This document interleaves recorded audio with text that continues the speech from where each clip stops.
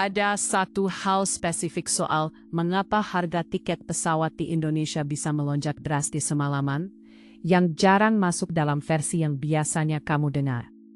Sebuah penerbangan dari Jakarta menuju Bali bisa saja harganya melonjak hingga 2 juta rupiah dalam semalam. Ya, kamu nggak salah dengar.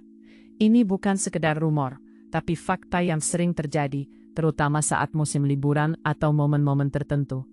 Nah, apa sih yang menyebabkan lonjakan harga tiket pesawat ini? Mari kita telusuri. Pertama-tama, mari kita lihat dari sudut pandang permintaan dan penawaran.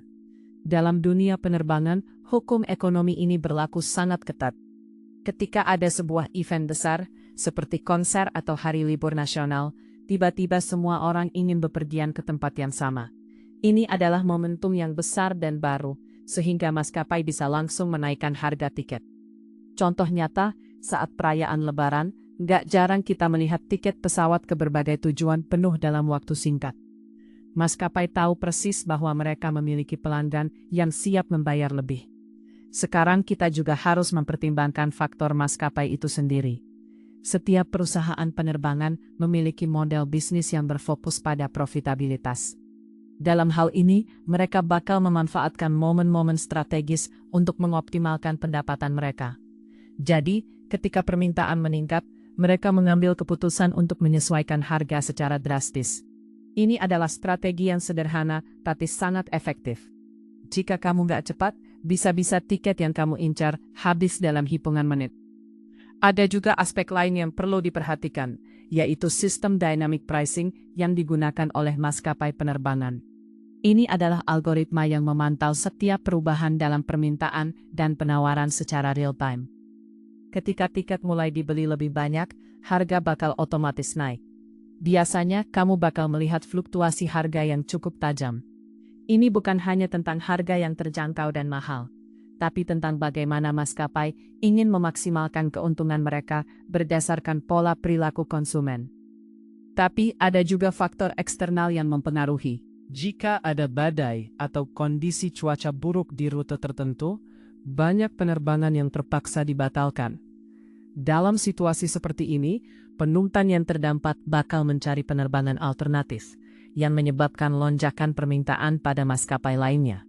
Tak kalah penting, ada juga faktor kebijakan pemerintah terkait pajak dan biaya lainnya. Misalnya, pemerintah bisa saja menaikkan pajak bandara yang dikenakan pada maskapai, dan pada gilirannya, maskapai bakal meneruskan biaya tersebut kepada penumpang. Ini bisa menjadi berita buruk bagi kita sebagai penumpang, karena kita terpaksa membayar lebih tanpa ada pilihan lain. Kisaran pajak ini bisa bervariasi tergantung pada jenis penerbangan dan rute yang kamu pilih.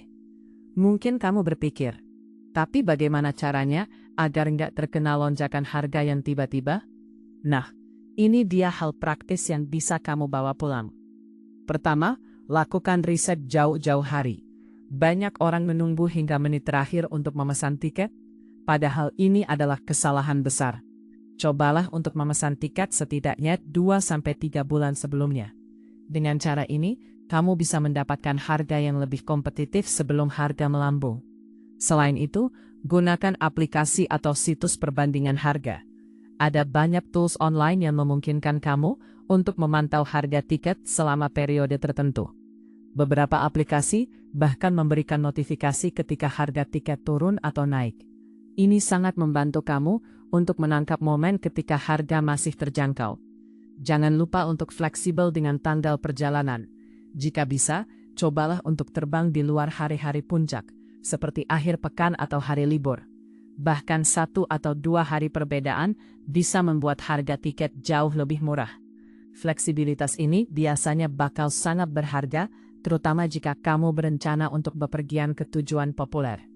Mungkin ada yang bilang, semua ini ribet. Tapi percayalah, dengan sedikit usaha, kamu bisa menghemat banyak uang. Bahkan jika kamu bisa merencanakan dengan baik, bisa jadi kamu bakal mendapatkan pengalaman perjalanan yang jauh lebih menyenangkan, tanpa stres karena harus bayar lebih. Sekarang, mari kita lihat bagaimana cara kita beradaptasi dengan kondisi ini. Maskapai penerbangan di Indonesia, dari yang besar hingga yang kecil, harus bisa berinovasi agar bisa bersaing. Sebagai penumpang, kita juga harus cerdas dalam memilih.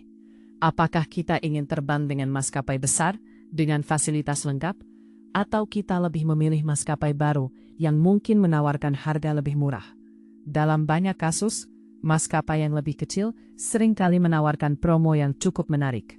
Mereka mungkin tidak punya akses ke jaring penerbangan besar, tapi mereka seringkali lebih gesit dalam menyesuaikan harga dan memberikan penawaran. Tentu saja, kualitas pelayanan harus tetap menjadi pertimbangan. Lalu, bagaimana jika kita terjebak dalam lonjakan harga mendadak? Ada kalanya kita harus bepergian mendesak, entah itu karena pekerjaan atau urusan keluarga. Dalam situasi ini, tetap terinformasi adalah kunci. Bergabunglah dengan komunitas online atau forum tentang perjalanan. Banyak orang di luar sana yang berbagi tips dan informasi tentang promo atau penawaran terbaik yang mungkin tidak kamu ketahui. Akhir kata, harga tiket pesawat di Indonesia bisa melonjak drastis dalam semalam karena banyak faktor, permintaan dan penawaran, strategi maskapai, hingga faktor eksternal seperti cuaca dan kebijakan pemerintah. Kuncinya adalah bagaimana kita bisa menjadi penumpang yang cerdas dan siap menghadapi dinamika ini.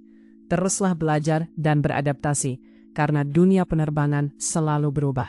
Semoga informasi ini bermanfaat dan sampai jumpa di video selanjutnya. Kalau pembahasan ini